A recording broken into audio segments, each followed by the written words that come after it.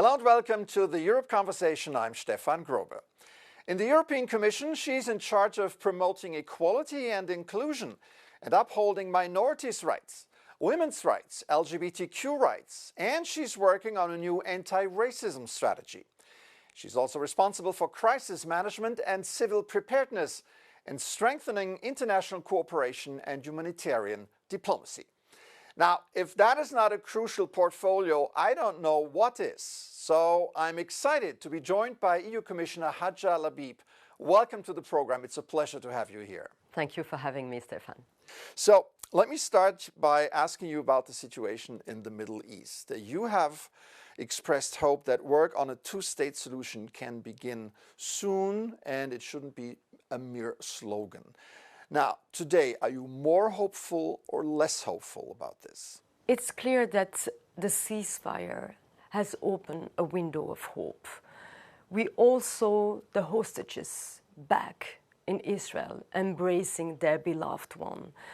But we also saw, as well, millions of Palestinians going back and in a sea of rubble, without home, without nothing, by the way. And so the urgency is now to alleviate the suffering, to recover, and to provide humanitarian aid. And that's exactly what we are doing. This is the second phase of the humanitarian agreement.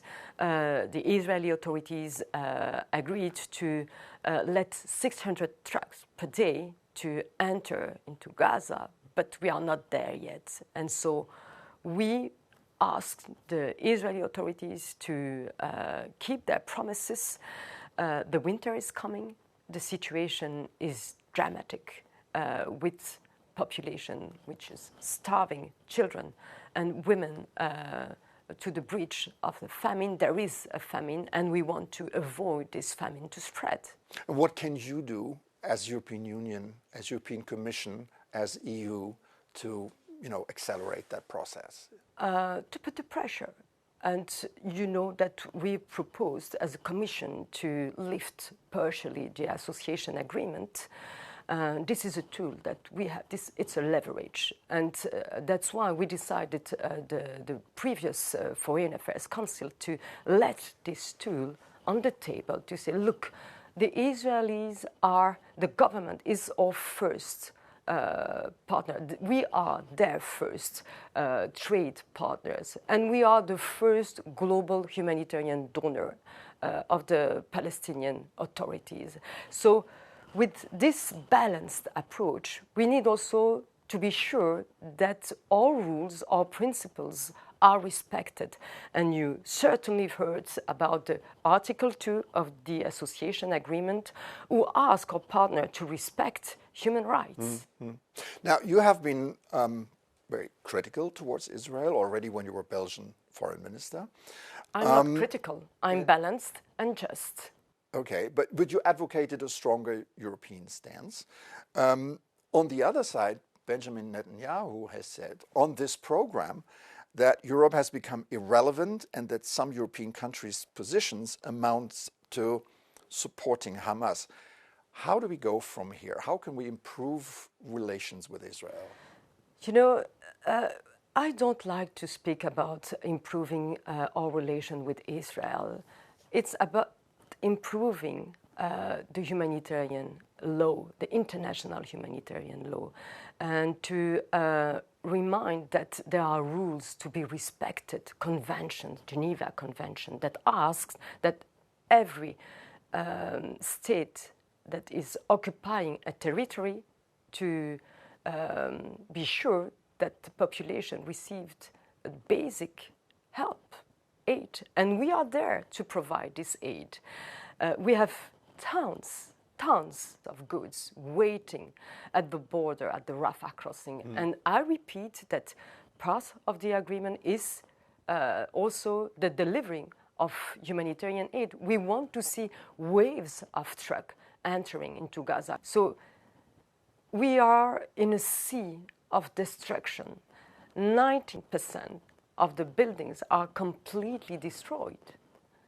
It gives you a glimpse of what is at stake. Let me go back to Netanyahu's remark that Europe is irrelevant. Did he have a point here? Where do you see Europe's footprint in the diplomacy, the ongoing diplomacy? We have been involved in the region as an honest broker for decades.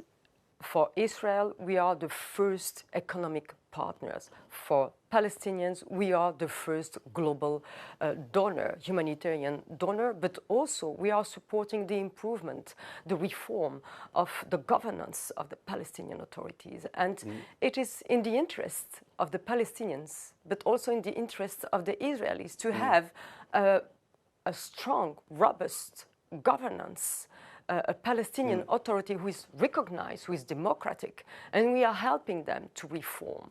And we are ready to play our role, be it by UBAM, the EU border mission of assistance, by also training with the policemen, with UCOPS. We have a lot of programs, but we need good faith from both sides, and we are talking with all parties. And another thing is that, you know, within our European Union, we have a diversity of opinions, of histories as well. That is and very links. friendly description. That is, yes, this is a of the friendly situation. But also it shows that, you know, from us emerge a compromise, which is also the right balance between those who feel close to the Israeli government and the others. On this point, and you were just saying that Europe speaks to everybody. I think eventually it boils down to the question, will Hamas disarm and move the ceasefire agreement forward? Do you see this happening? I mean, the whole thing looks pretty fragile right now. But will they do that? And if they don't want to do that, can Europe put the pressure on Hamas? Hamas is not an interlocutor for us. It's a terrorist group. The plan is clear. We need to see Hamas disarmed and not being part of the two-state solution. We don't want the extremists on board, from both sides, I have to say. And it was also clear when we organized, I was then Minister of Foreign Affairs, the day after conference with the Arab countries, with the Saudi Arabia, and it was also on the table when France, with the EU, organized the conference that leads to the recognition of the Palestinian states from many member states within the EU.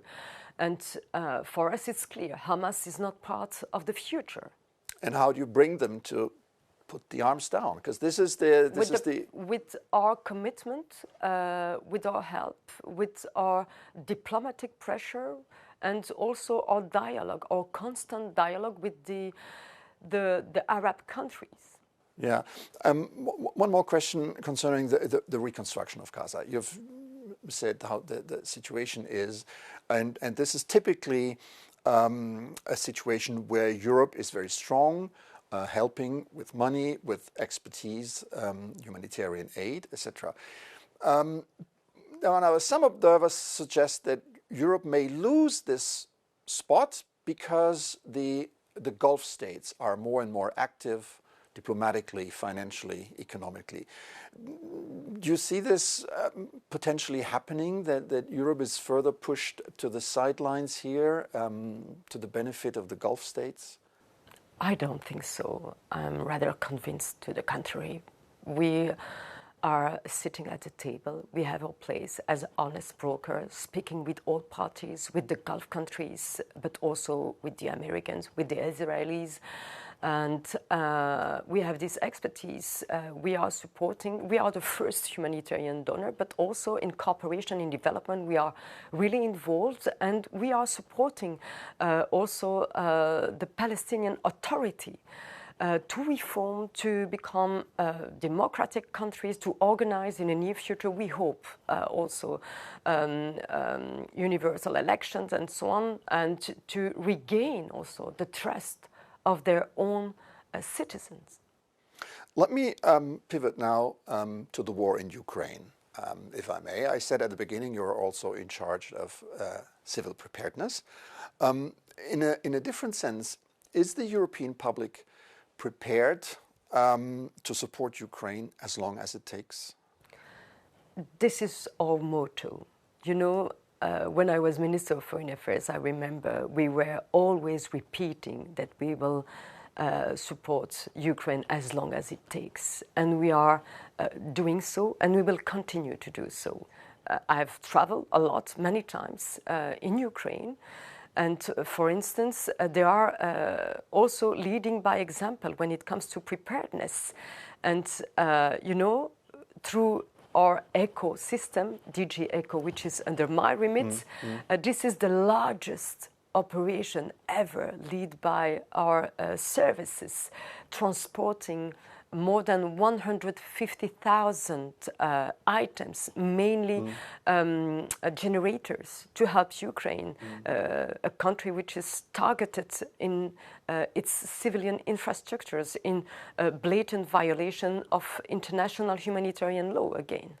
Can you talk to very concrete aspects of EU humanitarian aid? And is the situation possible, conceivable, that Europe would take in more refugees if the situation on the ground requires it? We already welcomed millions of refugees with a specific status, allowing them to work and to be really fully integrated in our societies. And it is a success.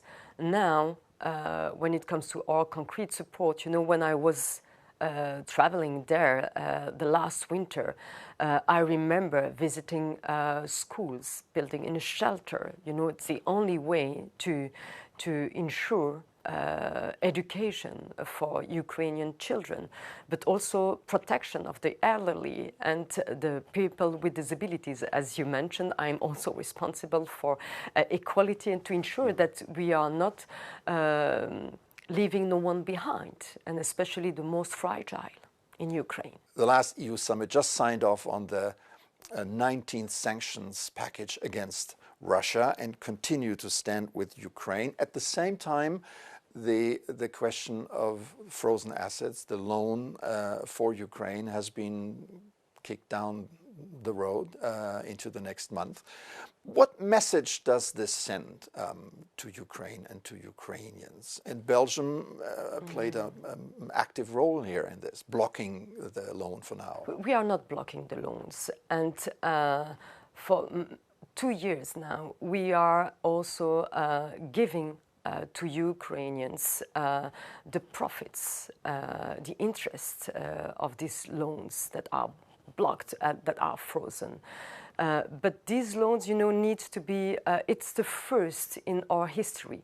We don't have an example to follow, and it needs to be secured in a legal point of view. That's the only thing, that's the only point. And the message that we are conveying to the Ukrainians is that we are by your side, always. We will help you to defend your borders, because your borders is our borders, and we don't want to see further the Russians grabbing territories, Ukrainian territories. We are well aware, and we are constantly repeating that their security is our security. So we are with them. We are going to also reinforce our own security, and but we just need to time. I think it's a question of time. On that point, we've seen Russian hybrid attacks on Europe as well, cyber attacks, drone incursions, and other operations. Does Europe take this hybrid war seriously enough? Very seriously. And that's why a couple of months ago I presented the preparedness strategy, which is based on all hazards, all kinds of threats, because today's threats are not yesterday's threats. Yesterday it was mainly wildfires, floods, natural disaster. But today we see drones violating our airspace. It happened even here in Belgium in Denmark, in Poland, in Estonia, and we saw also the hybrid threats, misinformation, disinformation campaign during the Moldovan elections, with 14 million attempts to disturb and a cyber attack to influence the result of the election. Fortunately, it was unsuccessful, but it means that we are facing a multiplication of threats. So, in short, is Europe ready for war? We are preparing. We are prepared every day for everything. Okay. And let me go back to the Belgian position on the frozen assets. I want to explain. I know that you are skeptical. I saw your face. I just want to explain you. War is not, a Shah or a soldier knocking at your door saying, oh, look, I'm going to invade you. No, it is not the reality. Today's reality is a virus, a chemical attack, a nuclear incident that is maybe provoked by a power outages. All these things are very subtle. So we need to have a good understanding of today's threat. Now, on Belgium and the frozen assets, I want to come back to this. What message does the Belgian position send to the Ukrainians right now? The fact is that Euroclear is based in Belgium. It's an international platform. And the message is clear. We are with the Ukrainians and we will support them in their efforts of war. But we need time. We need to secure the legal aspect to be sure that Belgium is not going to be brought in front of a court of justice later on. That's it.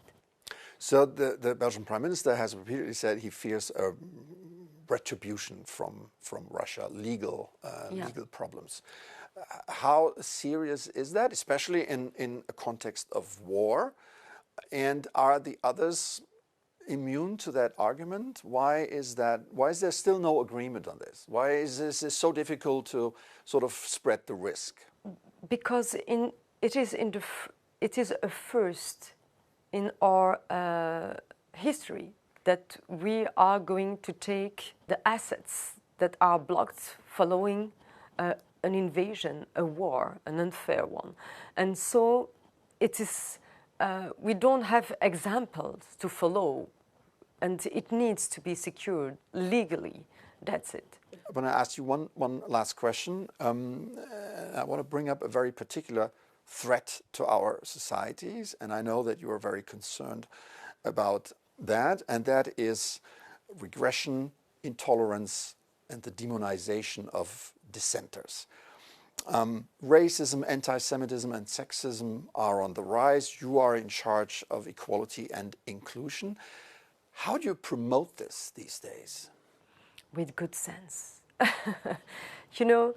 I like figures, and obviously equality is also in the interest of our economies, of our competitiveness. We need to have all the skills, the potential skills on board. If we decide that half of the humanity, women for instance, cannot have a complete and full career to deploy all their talents that they are refrained with kids with culture impediment, and also that we don't accept the LGBTIQ plus people and so on. This is an attempt also to our competitiveness. This is refraining ourselves. And violence has a cost. It costs 290 billion a year for the entire European Union. We all pay the price of this violence. Exclusion has also a price. This is 390 billion a year. So if we want to spare money in this period of financial crisis, we need also to fight against exclusion, discrimination, and to have all the skills on board. All right. EU Commissioner Hadja Lahbib. Fascinating conversation. Thank you so much for coming on the show. Thank you.